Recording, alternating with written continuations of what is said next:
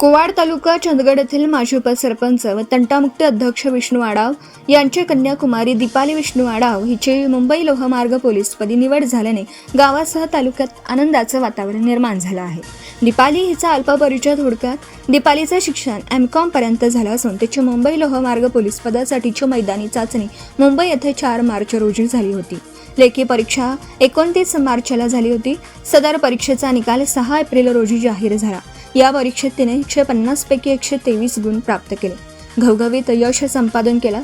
भरतीसाठी तिने मौने अकॅडमी गारगोट येथे सराव केला, तर शिक्षक महेश मुळीक, विकास सूर्यवंशी, कृष्णात पाटील, डी.एम. पाटील, के.डी. पाटील, स्वप्नील कांबळे, किरण चौगुले यांचं मार्गदर्शन लाभलं।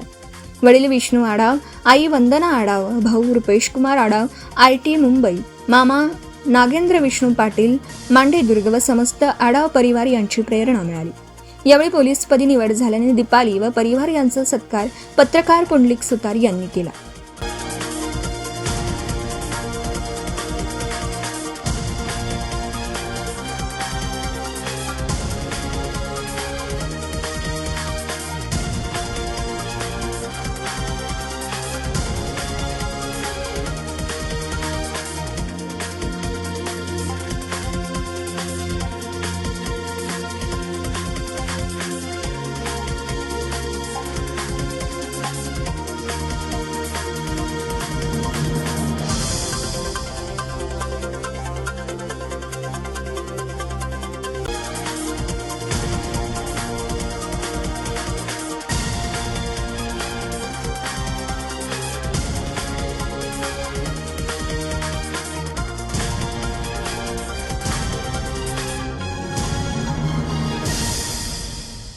आपण पाहत आहात भास्कर पब्लिकेशन प्रस्तुत BBL मराठी, बातमी निपक्ष, सदैव दक्ष।